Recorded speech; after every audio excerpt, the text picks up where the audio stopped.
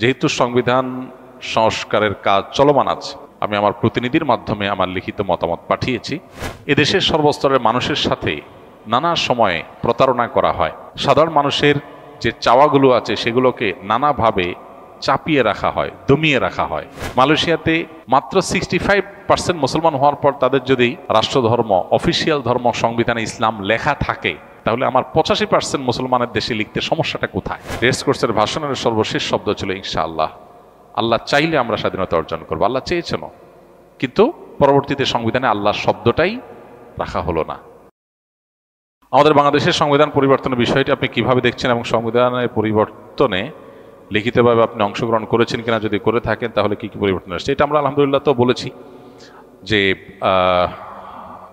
যেহেতু সংবিধান সংস্কারের কাজ চলমান আছে, সেখানে তারা সর্বসাধারণের মতামত গ্রহণ করার জন্য অনলাইনে যে উন্মুক্ত লিঙ্ক দিয়েছে, সেখানে সাধ্য অনুযায়ী সবাই যার যার যুক্তি, যার যার বুদ্ধি অনুযায়ী, বিবেক বিবেচনা অনুযায়ী মতামতগুলো দেওয়া উচিত। আমাকে পার্সোনালি যে চিঠি তারা দিয়েছেন লিখিত মতামত গ্রহণ করবার জন্য, যেহেতু আমি দেশে ছিলাম না, সেজন্য আমি আমার প্রতিনিধির মাধ্যমে আমার লিখিত মতামত পাঠিয়েছি। আরও ওলামা একরাম গিয়েছেন, আরও বিভিন্ন মানুষজন গিয়েছেন। আমাদের আশা তাদের কাছে, প্রত্যাশা তাদের কাছে, এদেশের সর্বস্তরের মানুষের সাথে নানা সময়ে প্রতারণা করা হয়। সাধারণ মানুষের যে চাওয়াগুলো আছে সেগুলোকে নানাভাবে চাপিয়ে রাখা হয়, দমিয়ে রাখা হয়। এদেশের সর্বস্তরের মানুষ তারা আল্লাহর প্রতি আস্থা এবং বিশ্বাস রাখতে ভালোবাসে। তারা বিসমিল্লাহ দিয়ে প্রত্যেকটা কাজ করতে এদেশের বিষয়ক মানুষ পছন্দ করে। সংখ্যাগরিষ্ঠ মানুষের চিন্তাধারা এটা সংবিধানে প্রতিফলিত হবে, এটাই স্বাভাবিক। মালয়েশিয়াতে 65% মাত্র মুসলমান, মাত্র 65%। আমাদের দেশে 80-85% মানুষ মুসলমান বা তারও বেশি। মাত্র 65% মুসলমান হওয়ার পর তাদের যদি রাষ্ট্রধর্ম, অফিসিয়াল ধর্ম সংবিধানে ইসলাম লেখা থাকে, তাহলে আমার 85% মুসলমানের দেশে লিখতে সমস্যাটা কোথায়? এই বিষয়গুলো সাধারণের যে আকাঙ্ক্ষা আছে সেটাকে দমিয়ে রাখার চেষ্টা করার নামান্তর। এ ধরনের কোর ইস্যুগুলোতে যদি গণভোট দেওয়া হয়, তাহলে সাধারণ মানুষের মতামত সুন্দরভাবে ফুটে উঠবে। কিন্তু গণভোট কখনো, বিশেষ করে সেকুলার যারা আছেন, তারা কখনো গণভোটে যাওয়ার মতো সাহস তাদের নেই। তারা জানেন যে গণভোট দিলে তাদের জনগণকে দমিয়ে রাখার যে প্রচেষ্টা সেটা সফল হবে না। তো এক্ষেত্রে শুধু ইসলাম নয়, এদেশের সকল ধর্মের মানুষের ধর্মীয় মূল্যবোধ এবং এদেশের যে সমাজ এবং এদেশের যে সংস্কৃতি আছে সেটার পরিপন্থী কোনো কিছু আমাদের কোনো আইনে যেন না আসে, আমাদের নীতিতে যেন না আসে, রাষ্ট্র পরিচালনায় যেন সেরকম কোনো কিছুকে কোনোভাবে প্রশ্রয় দেওয়া না হয়।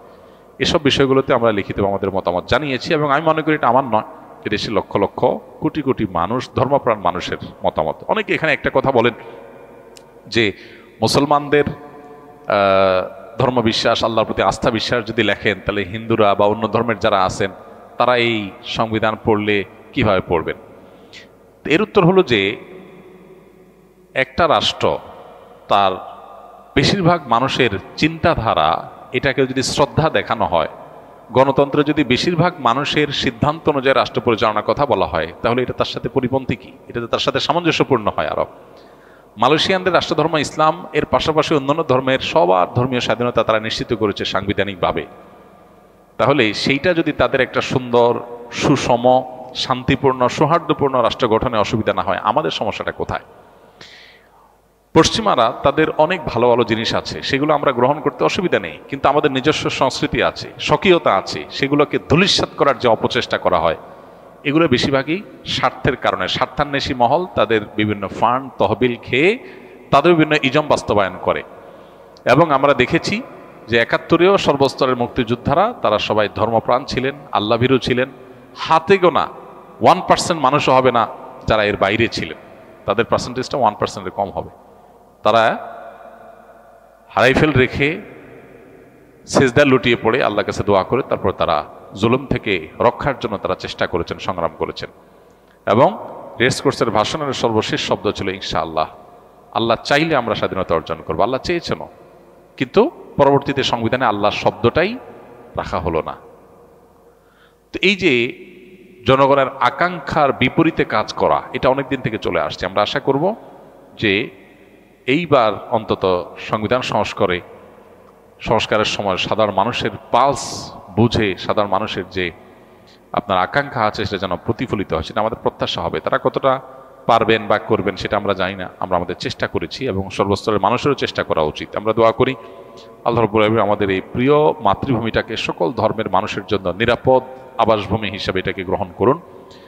আমাদের এই দেশে মানুষ যতটা ধর্মীয় সম্প্রীতিতে বিশ্বাস করেন, পৃথিবীর কোনো অঞ্চলের পশ্চিমাদেরও আসলে অত বড় গাল নেই, অত বড় তাদের সুযোগ নেই যে তারা আমাদেরকে নসিহত করবে যে ধর্মীয় সম্প্রীতি এটা সৃষ্টি করবার জন্য তোমার সংবিধানে সেকুলারিজম লিখতে হবে। কোনো প্রয়োজন নাই। আমাদের দেশে মানুষ যে পরিমাণ শান্তিপ্রিয়, অন্য ধর্মের মানুষ যেরকম এখানে সুন্দরভাবে বসবাস করতে পারে, পশ্চিমাদের পৃথিবীতেও মুসলমানরা এতটা শান্তিতে এতটা নিরাপদে তাদের কাজকাম করতে পারে না।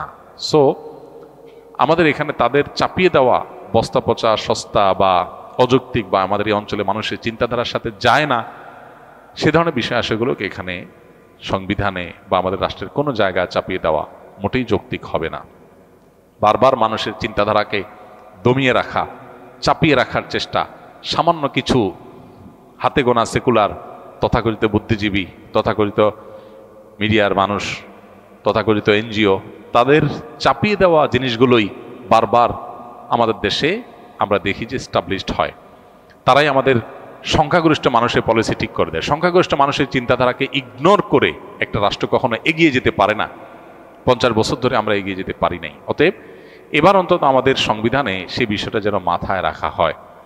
সকল ধর্মের ধর্মীয় মূল্যবোধকে শ্রদ্ধা রেখে সংবিধানে আইনে কোনো ধর্মের ধর্মীয় বাংলাদেশের মানুষের ধর্মের মানুষ যে কোনো ধর্মের মানুষের ধর্মীয় মূল্যবোধ এবং সামাজিক মূল্যবোধ সংস্কৃতির পরিপন্থী কোনো কিছু থাকতে পারবে না, এটা সংবিধান নিশ্চিত করতে হবে। আল্লাহর প্রতি আস্থা এবং বিশ্বাস থাকলে অন্য ধর্মাবলম্বীদের অধিকার নষ্ট হবে না। শরিয়া বা আল্লাহর বিধিবিধান বা আল্লাহর প্রতি ঈমান এবং আস্থা এদেশে মানুষ সংখ্যাগরিষ্ঠ মানুষ মনে প্রাণে রাখে, সেটাকে সংবিধানে রাখলে আমি মনে করি না কোনো অসুবিধা হবে, বরং সেটা খুব ভালোভাবে বাস্তবায়ন করা সম্ভব। আল্লাহ তাআলা আমাদের দায়িত্বশীলদেরকে, তরুণদেরকে জনগণের পালস অনুযায়ী কাজ করার তৌফিক দান করুন। সংখ্যাগরিষ্ঠ মানুষ কর্তৃক খুব সংখ্যায় নগণ্য মানুষ কর্তৃক সংখ্যাগরিষ্ঠ মানুষের চিন্তাধারাকে দমন করার বা তাদেরকে মিসগাইডেড করার, তাদের উপরে চাপিয়ে দেওয়ার যে চেষ্টা, যে কালচার দেশে আছে, আল্লাহ তাআলা সেই অপকালচার থেকে আমাদের সবাইকে মুক্তি দান করুন। জাযাকুমুল্লাহ খাইর। সুবহানাল্লাহি ওয়া বিহামদিহি সুবহানাকাল্লাহুম্মা ওয়া বিহামদিকা।